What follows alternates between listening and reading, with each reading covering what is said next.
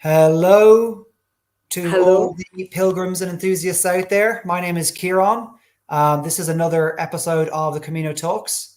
And today I'd like to welcome our guest who has walked the Camino a number of times with us and is a fan, as you can see from her picture directly behind her there, Christine Patterson. Welcome, Christine. How are you?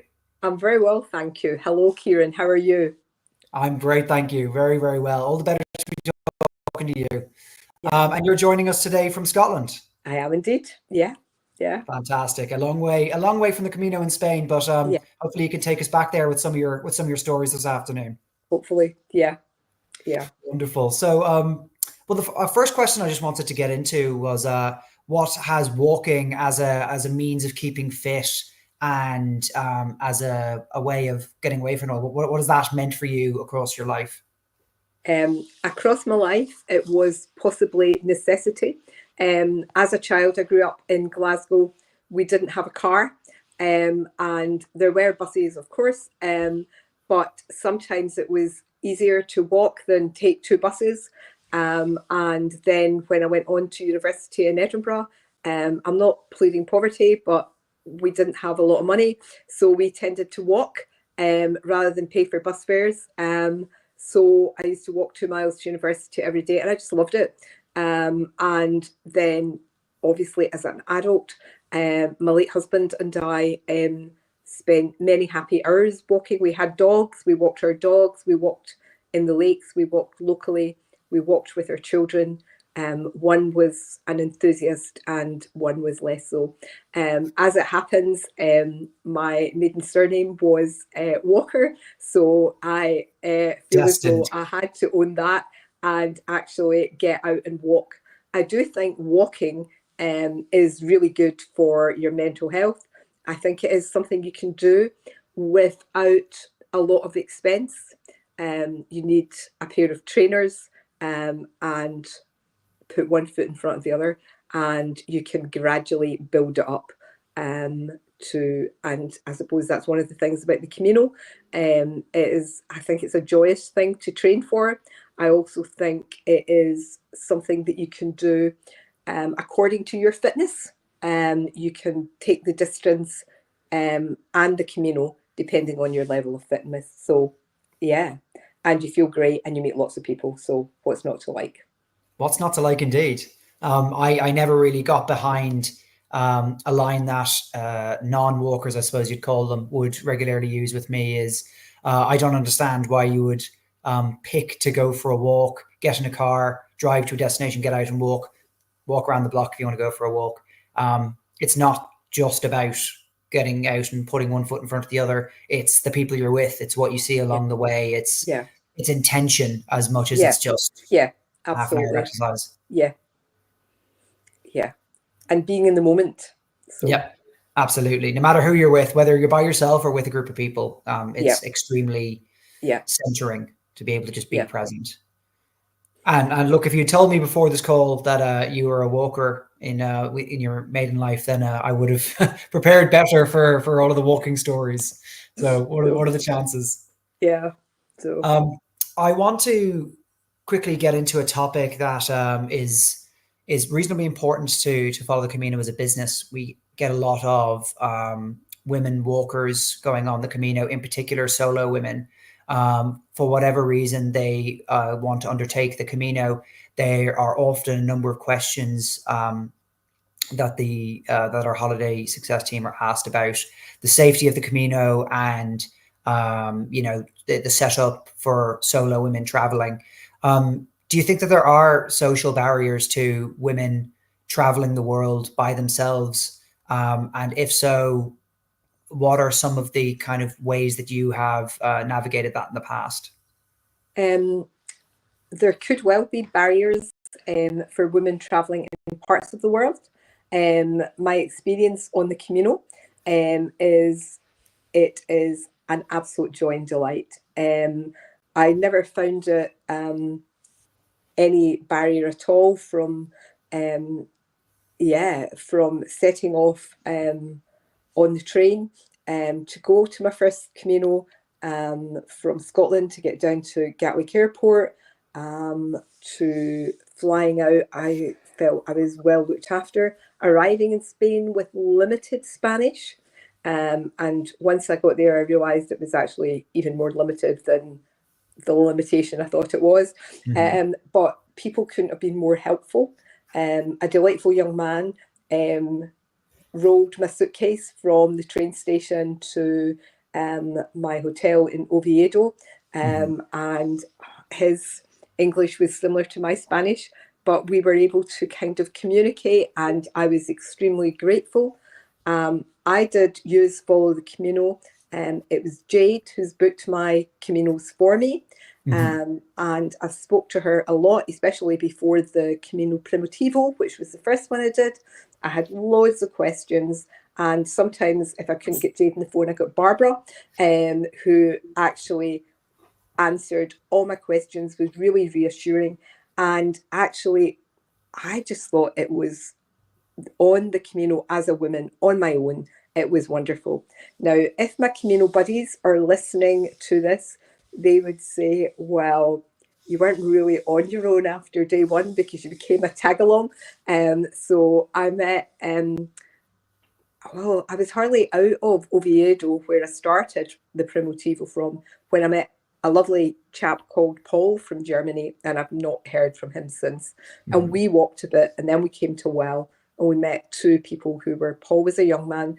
I'm not casting any aspersions on the two gentlemen I met at that point, but they were more my vintage.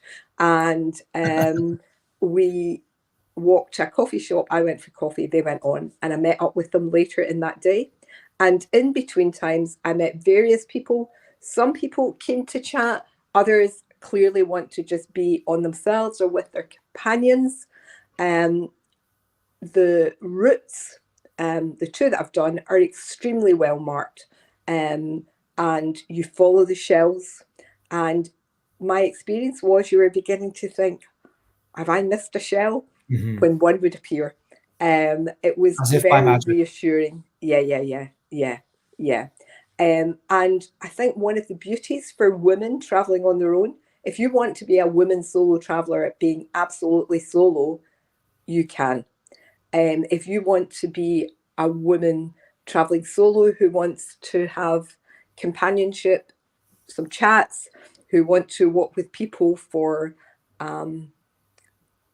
part of the time or all of the time, that is available. And it seems to me that you meet your people, whatever that may be, on the Camino. Speaking to other people, my son did it before me. You meet the people that are going to be right for you, whatever that may mean. Yeah, we get that feedback a lot. You may be alone on the Camino, but you're never lonely. There's always people out there. Yeah. And funny, you talk about meeting a younger gentleman and then two people more your vintage, as you put it. There is somebody for everybody, and there are people of all ages, stages, and no pun intended, walks of life out doing the Camino. So yeah. So all in all, you would say the Camino as a walking holiday destination, there's absolutely no question. It's very suitable, it's absolutely for safe. solo women. Yeah. Absolutely safe. Yeah. Okay.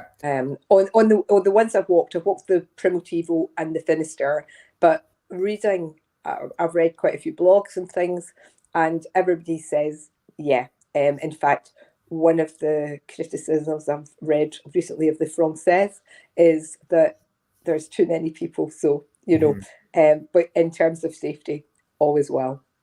Okay, fantastic. And something being too popular must just be a bit of a sign as to how good it is and how many people want to be there. Have you done many other long distance hikes like the Camino in other parts of Europe or further afield? No, I have not actually. I almost did the Camino del Norte this summer, but very sadly for me, I damaged my Achilles and had to cancel. So it is building up, not Camino ready yet, but definitely building up. So all right, we'll get you back out there in no time then. Hopefully next spring. So what is it about the Camino then that has been so appealing to you compared to just any other long distance walk you could have done. Scotland is known for its beautiful landscapes, its loch walks. Why the Camino? So I suppose my son, he did it when he graduated from university, and he did it in memory of a dead dad. And he met a young man from Mexico walking the Camino in memory of a dead dad. So, as I said, back to your previous question, you meet your people. I did it at a time of threshold. I had just retired from work, and I had been in teaching for 42 years. And I am a woman of faith, and it seemed to me that I wanted to take some time to pause and ponder, but at the same time, in the words of the prophet Jeremiah, to stand at the crossroads and choose a good path. And the Camino seemed a good path.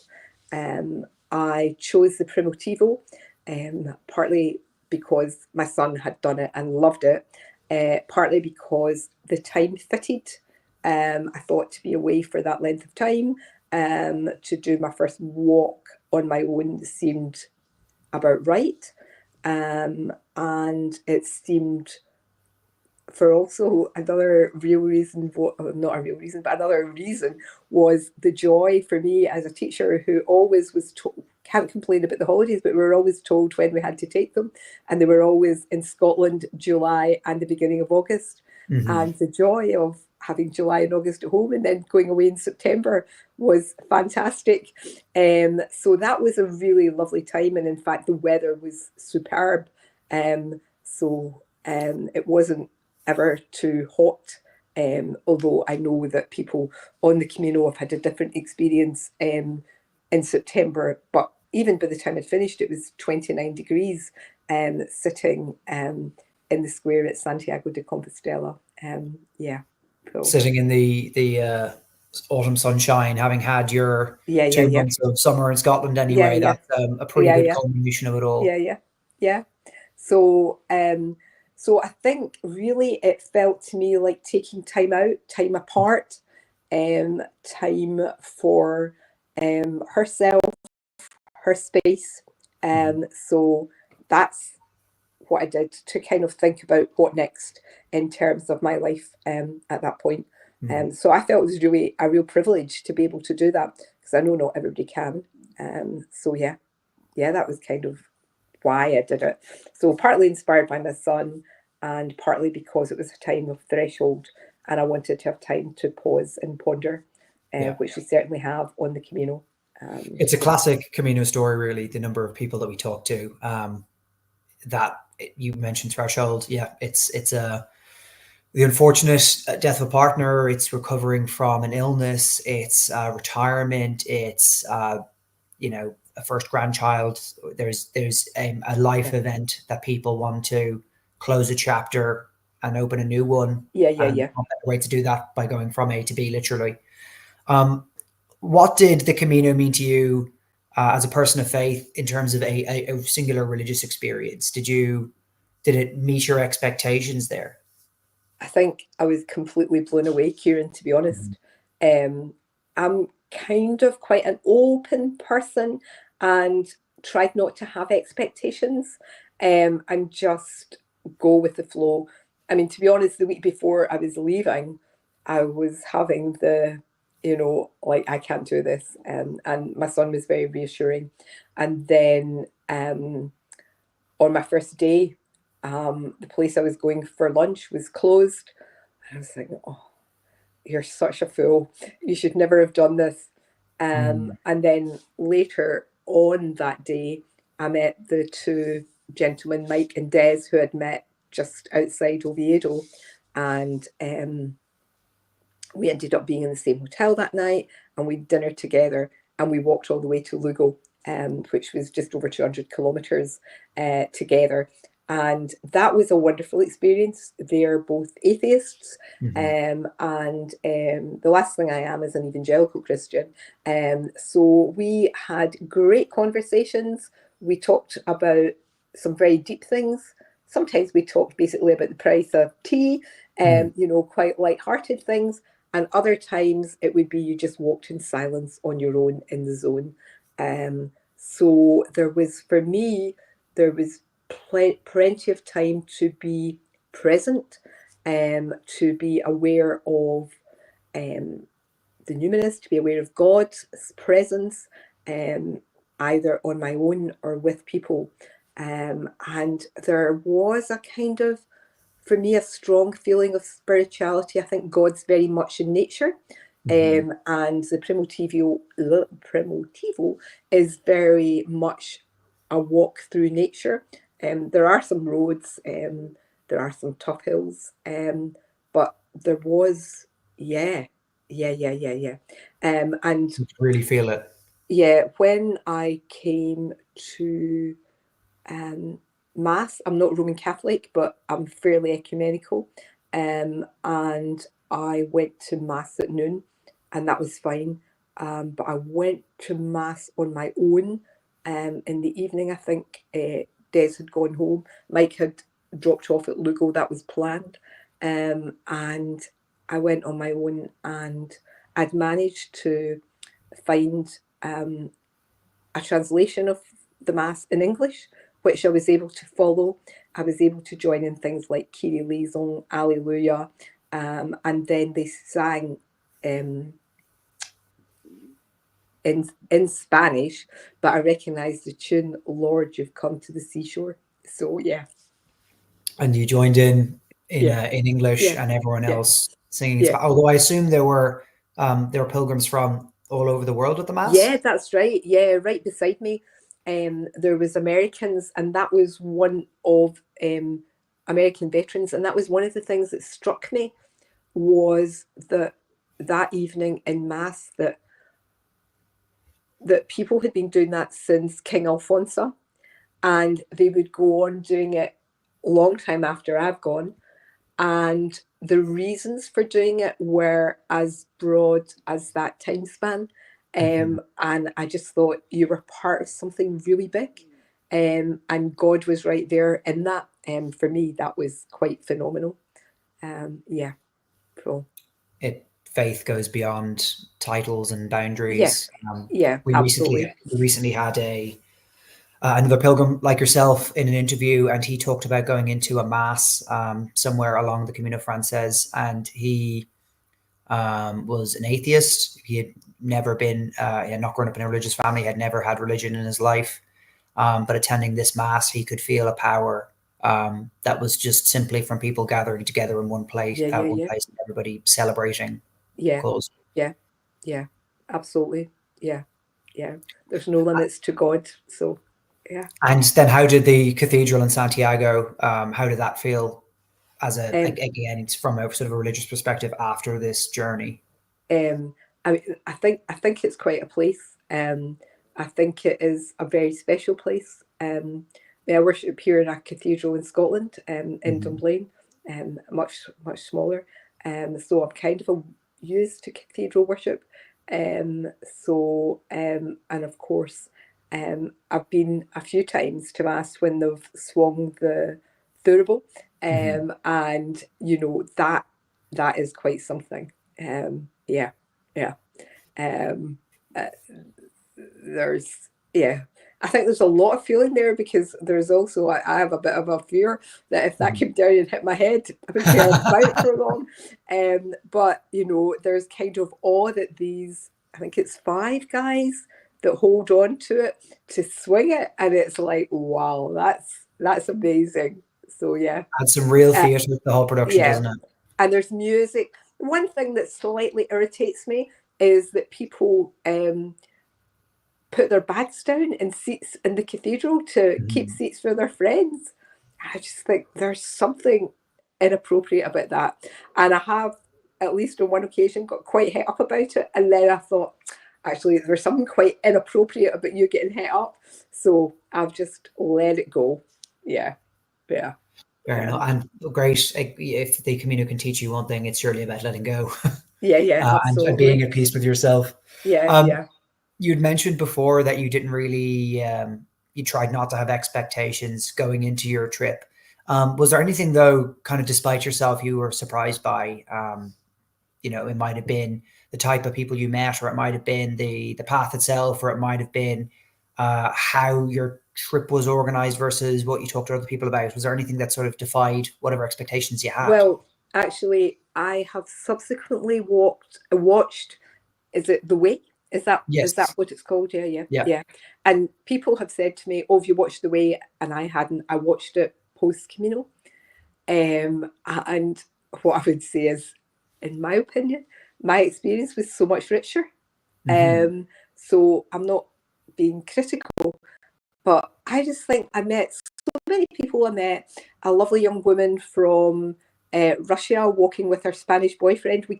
I think that's the thing about the Camino, and every day I know that's done it said that you meet the same people all the time, because essentially you're going to Santiago de Compostela, so there's only Yeah. really one way you can go.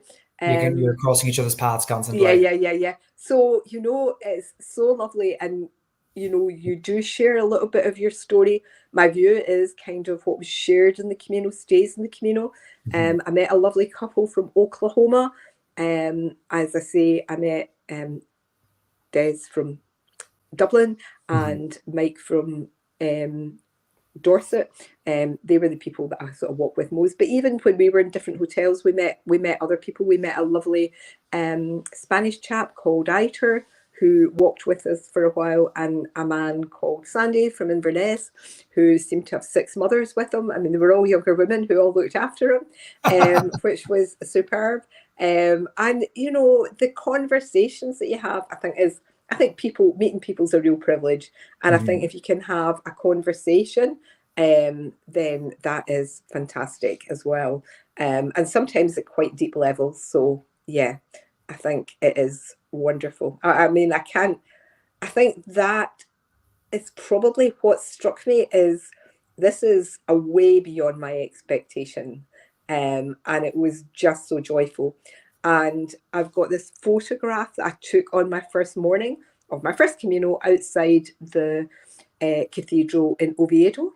Mm-hmm. And then there is a photograph of me on my last morning as I'm leaving to walk. I think it was just about 10.5 kilometers I had to walk that morning. And I was up early and I got there by 10 o'clock. And by that time, of course, your walking is really strong. Mm-hmm. And oh, the two faces are so different. I felt as though really my joy was complete. That's what I would say. At the end of the Camino, my feeling was my joy is complete. And yeah, I think that, well, you can't ask for any more than that, can you? Ah, So my heart is full hearing that. That's to hit my joy is complete. Can you say any more than that? The yeah, words tell the story. yeah, Did you? And I'm actually sorry. Quickly on the you talking about meeting people along the way and sharing these really deep stories. There's something in the element of a church confessional about how people meet and they would tell each other things that they might not tell close friends, yep, kind of safe in the knowledge that everybody is there in with pure intentions, and ultimately you're not going to meet a lot of these people again. You may choose to stay no, in touch, you may not to, but kind of what's said on the Camino is stays in said the in good Camino. faith and kept Yeah, in good yeah, faith. yeah, yeah, yeah. I think that's right. I think there is. I mean, walking is getting right alongside people, Mm-hmm. because you're walking side by side. And I think if you can get alongside anyone in life, that is a real privilege. And if they share part of their story, I think um, it's only right that you keep that. Mm-hmm. And that's kind of always been the way I've conducted my life. It's the way my parents brought me up. Mm-hmm. If someone tells you something and asks you not to tell anyone, then you don't. And I very much adhere to that in life. So I don't see any reason to do something different on Yeah. a walk. So No, that's very right, and it's very in the spirit of the occasion.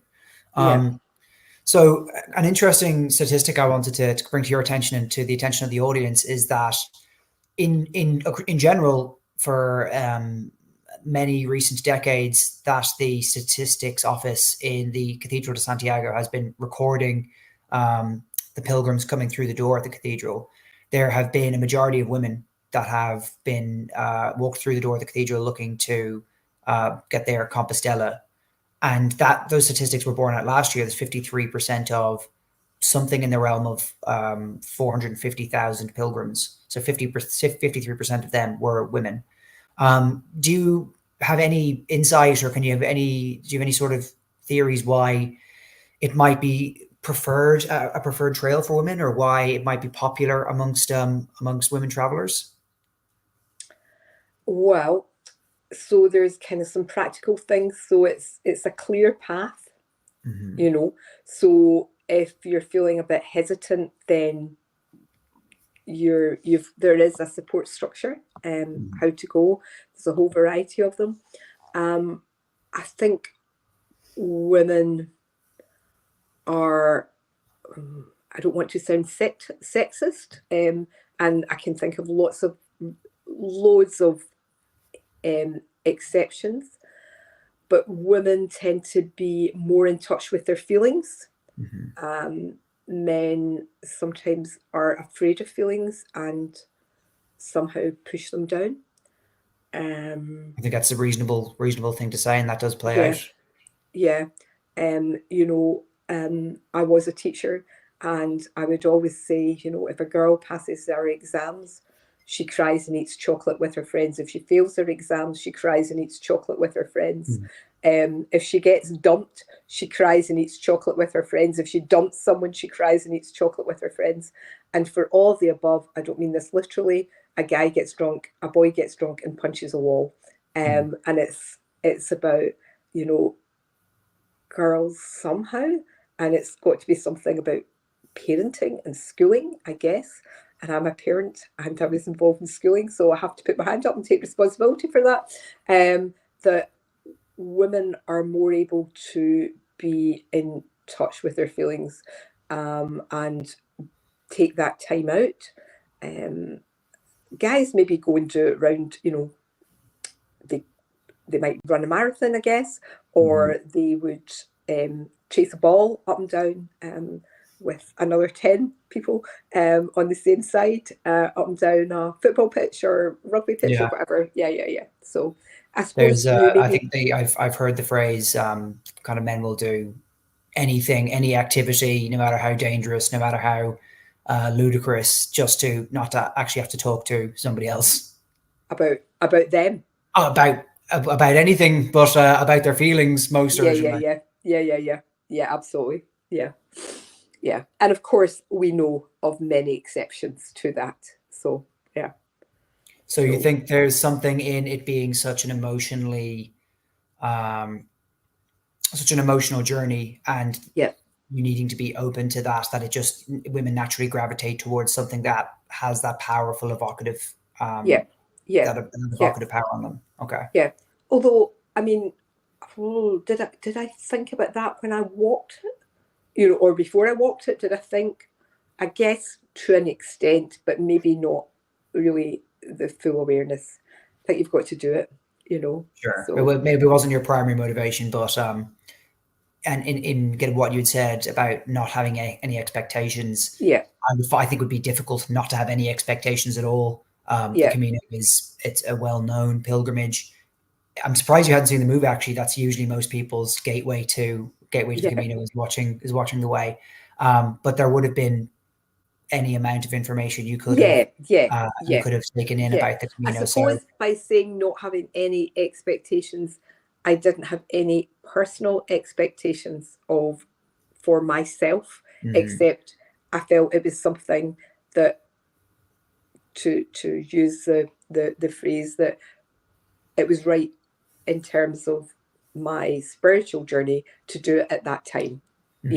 So I'm sure I was aware that that God would be present and would have some message to deliver. And that you might see Martin Sheen somewhere along the way. Yeah. So can I quickly ask you about when you were going to plan your first Camino, what were kind of some of the steps you went through? Did you start off thinking maybe I'll try to do it myself and book everything myself? Then how did you find a tour operator, and how did you end up working with Follow the Camino?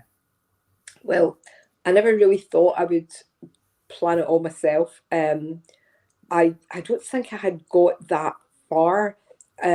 When my son did it, he carried his luggage and stayed in albergues. So I don't really like carrying loads of weight. So I'll push weights at the gym, but that's a bit different. So that was never going to happen. Now that I'm a widow, I sleep on my own, and I'm at the age and stage when I got up to go to the loo, and I didn't really want to be doing that in a dormitory. So these were kind of things, and I suppose I did what lots of people do for lots of things. I Googled, and I found various tour companies.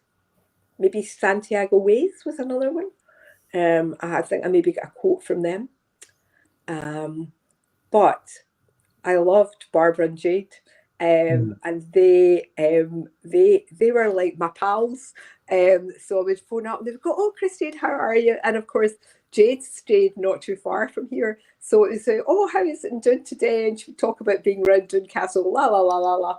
So, and I had loads of questions. And they had all really helpful answers. And sometimes they use the words, "Oh, I don't know, or I'm not sure. Let me look into that." And I really appreciate that because that's honest. So yeah. Well, that's certainly one thing we go for here is we like to claim that we're the experts, but if we don't know something, we will absolutely we have the resources, and we have the want to help our customers. So we will go out and we'll find that answer for them. And if that answer isn't Follow the Camino, sometimes that's not in our best interest. So we'll point the customer in a different direction if that's where they need to go to have the best experience. Yeah. But we're glad that you traveled with us, and I'm certainly Jade may be watching this, and hopefully she can see all the good work that she did is paid off in the end. And I have said to people, because as you know, I couldn't walk this year, the Del Norte, and your company were very helpful and very creative in how they enabled my deposit to go to a friend's balance. So that was wonderful. Did unfortunately give them a bit of hassle because it meant they had to transfer money from Ireland to the UK, which is not always easy, but they were very gracious about it. So I'm very grateful. We got there in the end. Brilliant. And we'll hopefully see you on the Del Norte. Like I said earlier, hopefully we'll see you there in the spring. Yeah, well, I kind of, somebody said, "Will you do it in the spring?" And I said, "Well, I would like to think so, but life has taught me, don't plan ahead. Let's just see what shimmers in the new year." So I do believe that things your attention is drawn to things and they shimmer for you, and almost they persist if you are thinking, "Oh, but actually something else." Sometimes I think, God just brings your attention sometimes where you hadn't been expecting it to go. So I'm open at the moment. I like that. Like a little glint of silver in a field or something. It'll catch your eye and you'll be drawn to it. Yeah. And I want to quickly ask about your husband. Did you have any trepidation going on this trip without him? You'd mentioned you'd never been on any long distance walks before, and this would have, of course, been the first time you were doing that without your husband. So was there any trepidation there? Not in that sense, because so the first walk I did was in 2022, and Robert, my husband, died in 2016. So I had been used to traveling on my own in that time. So yeah, that didn't give me the fear, and I would go out and walk here. We had spaniels until a few years ago. So even when I was widowed, I used to go out and walk them in all weathers and all times of day and night. Well, not really all times of day and night. I wasn't walking at 3 a.m, but you know what I mean. So yeah. Enough of the time that you wouldn't have taken yourself out if they weren't scratching at the door. Enough that you would have taken them out enough times when you wouldn't have gone out yourself. It was exactly. That's the great thing about having a dog. If it's driving rain outside or it's cold and windy and you'd rather stay in, they still need to go. Yeah, as some wise person once said, there's no such thing as bad weather, simply inappropriate clothing. So yeah. Ain't that the truth? Ain't that the truth? Yeah. Can you talk to me a little bit about your training plan and how you kind of prepared for the Camino in terms of packing, researching? How did you mentally prepare for it? In terms of training, what I decided to do was not worry about distance, but worry about walking. So I just walked. So if I was going, so we are 4 miles here from Dunblane. So if you're going into Glasgow or Edinburgh, you would get a bus or a train from Dunblane. So I would walk to the train, walk back from the train or the bus. So I walked to church in Dunblane. So that just became, I would walk to Dunblane and get shopping, and with a backpack then obviously carrying stuff. So I did that, and then I built in some, obviously I would do longer walks for pleasure with friends. And here in Scotland, we're right in the middle. You can't go too far without doing, you don't necessarily do a mountain, but you do humps, or hills or rays or inclines, whatever you want to call them. And then I built in some longer walks, and I did, I think, did I do it? The first one, I don't think I did a mountain, but I just, I know just putting one leg in front of another, you can get up. So the Primitivo one day, I think we were as high as Snowdon. So building in those little bumps really helped by the time you're on top of. And I took poles as well. I found them really helpful. I took waterproofs, which we needed just, I think, twice actually, on that walk. But I am very bad. I am a packer of just in case. Okay. So there's two kinds of person in the world. There's two kinds of people in the world: the just in case, and there's I definitely won't need it. Yeah, I think as a wise man in Port Marnock said to me, you're better looking at it than looking for it. And I think that is fantastic. That is absolutely correct. So I do need to learn, just not just for the Camino, but to kind of pare back what one takes with one. But yeah, I like clean clothes though. So yeah, it's kind of getting that balance. So that was one of my concerns about the Del Norte. How would I get my clothes clean? But people manage it. So yeah, I'm sure all over Spain there are laundrettes. So yeah. Oh, there's laundrettes and there's socks hanging out of windows all along the Camino. That's the real, that's the real shells that people don't talk about. I was one of these people with my socks hanging out everywhere, like tied to my ruck, my day pack, my pair of socks on occasion and things like that. Yeah. So yeah. Good on you. You do what you got to do to keep putting one foot in front of the other. Yeah, absolutely. Yeah, I certainly found the poles helpful. So especially on the hills, I think, an older woman with her knees. Not that I have a particular knee problem, but I just think for your knees, they're helpful. Yeah. Yeah. You only get, my mother always said, you only get one set of knees, so be kind to them. So if wise help, words. they help. Yeah. And so the Camino is definitely a trip you would encourage for women travelers to take, all ages, all stages. It's got something for everybody. I would absolutely say that. It's, do training. Of course, I don't think you can get up one morning, never having done any exercise, and say, I'm going to walk the Camino. Pay attention. I looked at some guides.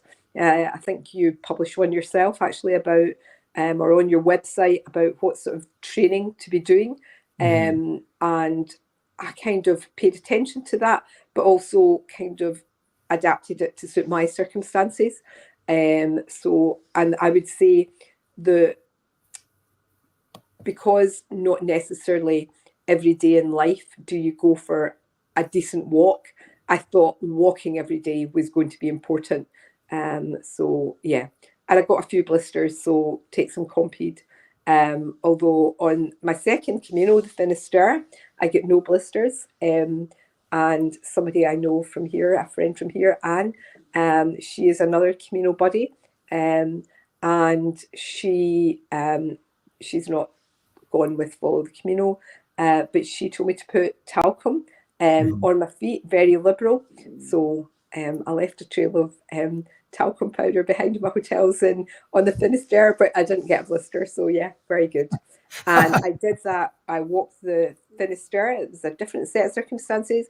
It's only, well, we did it in 4 days, and I walked with one of my original Camino buddies, Des, and one of his friends who's Irish but lives in San Francisco. So that was lovely. I'd never met him before, so that's someone I'm now in regular contact with as well. So very nice. Brilliant. All about building those contacts. Yeah. Just for those watching the live stream, I've put the link to the article that Christine mentioned, the training plan for your Camino. You can find that at followthecamino.com/blog and Camino training plan. So if you want some advice about how to build up your fitness for a Camino, you can follow that link there or find it on our website.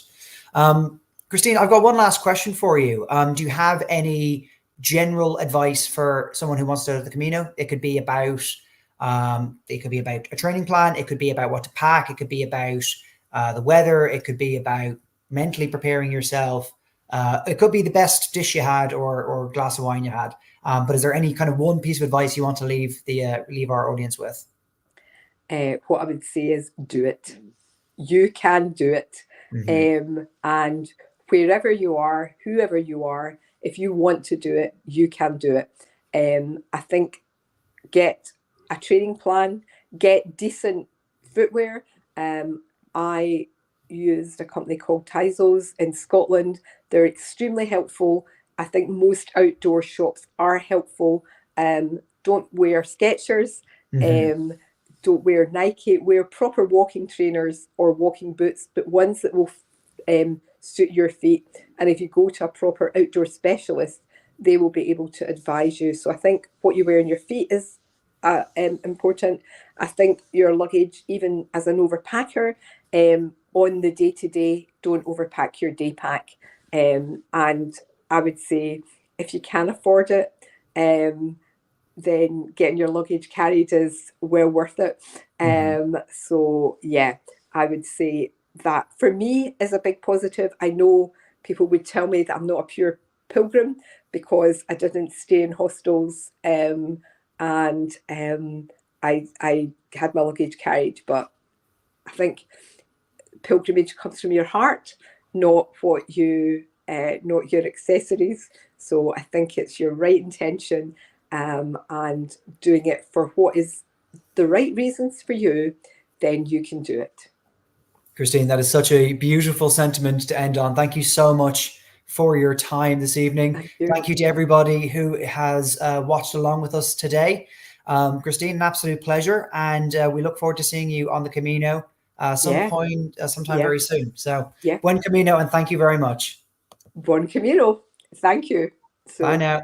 Bye.